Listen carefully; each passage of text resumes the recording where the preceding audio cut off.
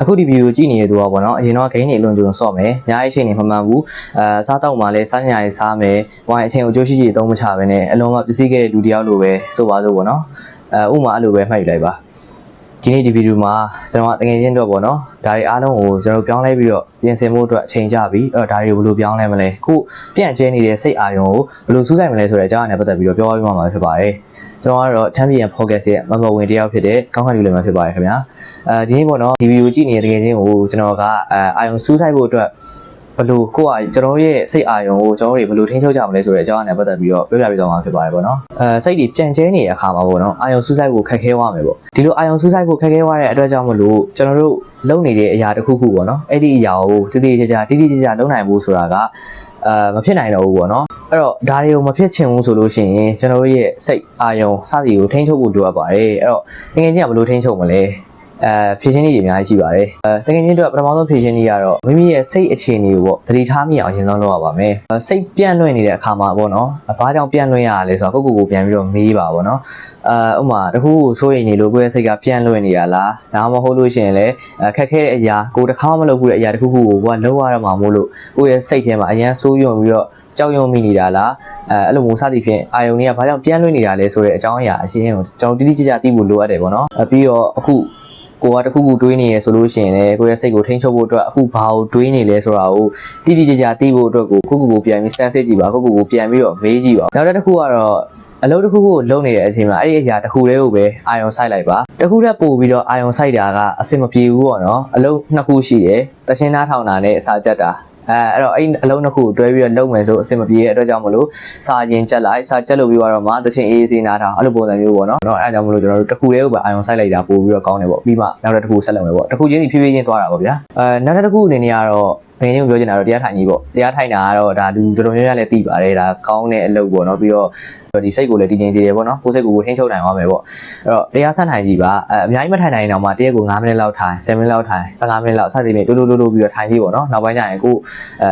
ဒီအလေးချင်းရလာတဲ့အမျှပေါ့ကိုယ်စိတ်ကိုတည်ငြိမ်လာမယ်ထိန်းချုပ်လာနိုင်မယ်ပေါ့နော်ပြီးတော့တရားထိုင်ရင်းနဲ့လည်းကျွန်တော်တို့ရှူသွင်းရှူထုတ်ပေါ့နော်အသက်ရှူလေးချိန်ကန်းလေးစသည်ဖြင့်လုပ်ကြည့်ပါဒီလိုလုပ်ချင်းအားဖြင့်လည်းကိုယ့်ရဲ့စိတ်ကိုတည်ငြိမ်စေမယ်ပေါ့ဗျာလာကိုယ့်ရဲ့စိတ်ကိုထိန်းညှိလာနိုင်မယ်တည်ငြိမ်နေလာနိုင်မယ်ပေါ့နော်အာယုံတွေလည်းတိတ်ပြီးတော့အာယုံပြန့်လင့်မှုကိုလည်းရှော့ချနိုင်မယ်ပေါ့နောက်တစ်ခုကတော့လက်ရှိအခိုက်အတန့်ကိုသတိထားမိအောင်လုပ်ကြည့်ပေါ့နော်ဒါကလည်းစိတ်ကိုတည်ငြိမ်ဖို့အတွက်အာယုံကိုစူးစီးဖို့အတွက်အသုံးပြုလို့ကောင်းတဲ့နည်းလမ်းလေးတစ်ခုပါပဲလက်တွေ့အခိုက်အတန့်ဆိုတာဒါကိုလမ်းလျှောက်နေရဆိုလို့ရှိရင်လည်းတရားမှတ်တယ်လို့ပေါ့ကိုလမ်းလျှောက်နေရဆိုလို့ရှိရင်လည်းဖုံဖုံနေစင်းညံလျှောက်တယ်လို့ပေါ့ခြေလမ်းပနလမ်းလျှောက်တယ်ဟိုလေကားလေးတက်တယ်ဆိုလို့ရှိရင်လည်းဒီလေကပနထိတ်ရှိတယ်စသဖြင့်ကိုလုံနေတဲ့အလုပ်ကိုဆောင်ရနေတဲ့အချင်းတိုင်းမှာပေါ့နော်ဒီတတိလေးကပ်ပြီးတော့လုပ်ကြည့်ပေါ့အဲဆိုလို့ရှိရင်တော့ကိုယ့်ရဲ့စိတ်ကိုထိန်းချုပ်လာနိုင်မယ်တည်တည်ငြိမ်ငြိမ်ဖြစ်လာနိုင်မယ်ပေါ့နော်နောက်တစ်ခုကတော့စိတ်အပန်းဖြေပေါ့စိတ်ပန်းဖြေဘူးဆိုတာဒါလူတိုင်းမှာလိုအပ်ပါတယ်စိတ်ပန်းဖြေဘူးဆိုတာရန်ကြီးငွေလာတဲ့အချိန်လေးဥပမာကျွန်တော်တို့လူတွေဆိုလို့ရှိရင်စာတွေလုပ်ရတယ်ရမ်းများတယ်အိမ်စာတွေများမယ်ပြီးတော့ကြက်စရာမှတ်စရာအများကြီးရှိတယ်ပေါ့နော်အဲ့တော့ဒါတွေအားလုံးကိုကတစ်ချိန်ထဲမှာစုပြီးတော့လုပ်လိုက်ပြီဆိုလို့ရှိရင်ကိုယ်စိတ်ကတော့ပင်ပန်းနှံ့နေလာမှာပဲအဲ့တော့အဲ့ဒါကို short ချဖို့ကျွန်တော်တို့စိတ်ပန်းဖြေဖို့လိုပါတယ်အခုဒီဗီဒီယိုကြည့်နေတဲ့မိတ်ဆွေတွေတကယ်ချင်းတွေအားလုံးလည်းအဲ့ဒီຢာကိုလက်ခံနိုင်လိမ့်မယ်လို့ထင်ပါတယ်ဘာလို့လဲဆိုတော့လူတိုင်းမှာတော့စိတ်ကတော့အမြဲတမ်းငြင်းငွေးတကြတယ်လောက်ရတာကြာလာပြီဆိုလို့ရှိရင်စိတ်ကမလန်းဆန်းတော့ဘူးပေါ့ကွာအဲ့တော့အဲ့စိတ်ကိုနောက်တစ်ခေါက်ထပ်လန်းဆန်းဖို့ဆိုလို့ရှိရင်ကျွန်တော်စိတ်ပန်းဖြေဖို့လိုပါတယ်ဘလို့ပန်းဖြေကြမလဲဘလို့ပန်းဖြေကြမလဲဆိုတော့ချင်းနားထောင်တာဝန်နာပိုင်းဆိုလို့ရှိရင်လည်းချင်းနားထောင်လို့ရတယ်ချင်းဆိုရတာဝန်နာပိုင်းလည်းချင်းဆိုပေါ့ကွာပြီးတော့နောက်တစ်ခုဘလို့စိတ်ပန်းဖြေနိုင်လဲဆိုတော့တဘာဝနဲ့ရင်းနှီးနေပြီးတော့စိတ်ပန်းဖြေနိုင်တယ်ကွာအပင်လေးတွေစိုက်ကြည့်တာပြီးတော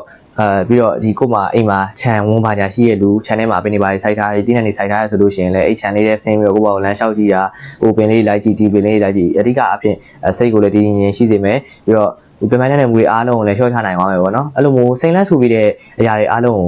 ဒီမျက်စိနဲ့လိုက်ကြည့်ရတာလေကျွန်တော်တို့ဖုန်းတွေလွန်ကျွံသုံးထားမယ်screen time တွေများမယ်ဆိုလို့ရှိရင်အဲ့မျက်စိအပန်းဖြေရလည်းရောက်တာပေါ့နော်အဲ့တော့ဒါလေးတွေကတော့လုပ်တင်ပါတယ်လုပ်ကြည့်ပေါ့နော်ကျွန်တော်ရဲ့မိတ်ဆွေတွေတကယ်ချင်းတွေအားလုံးကိုဒါကျွန်တော် recommend ပေးပါတယ်လုပ်ကြည့်ပါစိတ်ပန်းဖြေကြည့်ပေါ့နော်ပြီးတော့ဒီနောက်ထပ်တစ်မျိုးအနေနဲ့စိတ်ဘလို့ပန်းဖြေလို့ရမလဲဆိုတော့အမှုပညာအလုပ်တွေများများလုပ်ပေါ့သချင်းဆိုရတာဝန္တာပါရင်လည်းကွာဒီလားအလုံးအားလက်ချိန်တွေမှာတခြားအတွေးတွေကို ပြန်ကျဲမနေပဲနဲ့ကွာအနားယူလိုက်ပါအောင်မယ်ဆိုပြီးတော့ကျိုးဆိုအဲ့ရာလေးလှည့်လိုက်တယ်ဒါပေမဲ့အိပ်ပျော်လာဆိုလဲမအိပ်ပျော်ဘူးကွာအဲ့တော့ဘာဖြစ်သွားလဲဆိုတော့စိတ်ကခေါင်းထဲမှာချအရာတွေတွေးမိနေမယ်ဘာလို့ရမလဲအဲ့တော့ကိုကစိတ်ပန်းဖြေချင်တာလေဒါပေမဲ့စိတ်ကအပန်းမဖြေပဲနဲ့ဆက်ပြီးတော့တော့မှပို့ပြီးတော့ပင်မနဲ့ဝါစီတယ်ပေါ့နော်ကိုဘာတွေလုပ်မယ်ဆိုတော့ကိုအတွေးထဲမှာရှောက်ပြီးတော့တွေးမိနေတယ်ပေါ့နော်ဒါမှမဟုတ်လည်းကိုရန်ဖြစ်ခဲ့တဲ့အကြောင်းတွေပါတယ်အဲ့လိုမျိုးရှောက်တွေးမိနေတဲ့အတွက်ကြောင့်စိတ်ကိုပို့ပြီးပင်မနဲ့စီတယ်ပေါ့အဲ့တော့အဲ့လိုအရာတွေတွေးနေမယ်အစားကွာအားလက်ချိန်တွေမှာကိုယ့်ရဲ့ lecture hour တွေမှာတချင်းဆိုကြည့်မယ်ဝမ်းနာပိုင်ပေါ့ချင်းဆိုမယ်ပကြီးဝမ်းနာပိုင်နဲ့ပကြီးဆွဲနေမယ်တော့ချို့ဆိုလို့ရှိရင် guitar တာတို့ဘာညာပေါ့ကွာတို့ instrument ဘာညာတီးရပိုင်းကိုဝမ်းနာပိုင်းလူတွေဆိုလို့ရှိရင်လည်းအဲ့ဒါတွေလုပ်ကြည့်နေမယ်ပေါ့နော်ပြီးတော့အားကစားလုပ်တာပေါ့အားကစားတော့ဒါယောက်ျားလေးတော်တော်များများလုပ်ဖြစ်တဲ့အရာတစ်ခုလို့လည်းပြောလို့ရပါတယ်မိန်းကလေးလည်းလုပ်လို့ရပါယောဂတို့ဘာတို့ပေါ့ aerobic စားတဲ့အရာတွေပေါ့နော်အဲ့လိုမျိုးလုပ်ချင်းအားဖြင့်လည်းကျွန်တော်ရဲ့စိတ်ပြန်မှန်းနေတဲ့ကျွန်တော်ရဲ့စိတ်ပေါ့နော်မတန့်စင်တဲ့စိတ်ကြီးကိုပြန်ပြီးတော့အတိတ်တစ်ဖန်ပေါ့နောက်ထပ်တန့်စင်တဲ့ပုံမကောင်းပုံပြီးတော့လမ်းဆန်တဲ့စိတ်တစ်ခုဖြစ်အောင်လို့ကျွန်တော်တို့တွေ relax လုပ်လို့ရမယ်ပေါ့နော်ပြီးတော့ပေါ့နော်ကိုလက်လှုပ်ရှားလဲများများလုပ်ကြည့်ပေါ့ဒါကျမိုင်းနေလေညညောအောင်နေကြည့်ပေါ့ကွာနောက်တစ်ခုကတော့ဒါအေးရေးဘဝအိတ်ဖို့ပေါ့ဒါကတော့တကယ်လိုအပ်ပါတယ်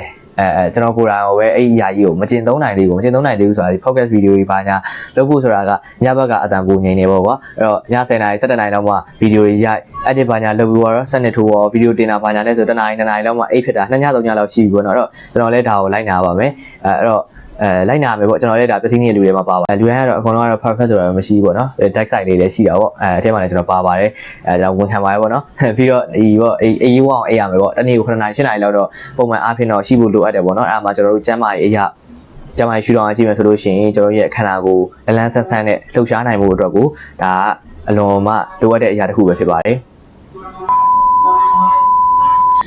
တိတ်ညာနဲ့တဲ့အစီတွေတော့မနေကြနဲ့ပေါ့ဗျာအဲ့တော့နောက်တစ်ခုကတော့ကျွန်တော် caffeine တက်တဲ့အချိုတက်လေးတွေနည်းနည်း short ပေါ့နော်coffee တွေပါဒီကျွန်တော်တို့လိုဆယ်ကျော်တက်အရွယ်တွေမှာတောက်တာလည်းနည်းနည်းတော့ short ပေါ့နော်မတောက်နဲ့လို့တော့မဆိုလို့ပေါ့ကျွန်တော်တို့လိုဒီစာရီပိုင်းညဘက်ထိလောက်ရတဲ့လူတွေအတွက်လည်းကျွန်တော်နားလည်ပါတယ်ကိုချင်းလည်းစားပါတယ်ဒီ coffee ဘာညာတောက်မှလူကလန်းလန်းဆန်းဆန်းဖြစ်ပြီးတော့စားလောက်ရတာပို့ပြီးတော့တက်ကြွသေးတယ်ပေါ့နော်အဲ့တော့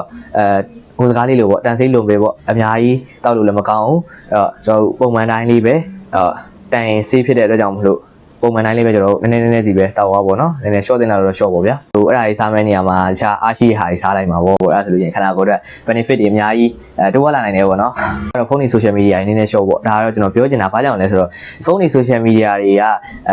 သုံးလို့ရင်လည်းမကောင်းဘူးမသုံးဘဲနဲ့ဒီတိုင်းနေရင်လည်း up to date မဖြစ်ဘူးပေါ့နော်အဲ့တော့ဘယ်လိုလုပ်ရမလဲဆိုတော့သူအနေတော်လေးပဲပေါ့ဟိုဖျားရှင်ဟောကြားခဲ့တဲ့အတိုင်းမြစီမပရိပရာဆိုရဲအလဲလက်လမ်းစဉ်အတိုင်းပဲလိုက်ကြတာပေါ့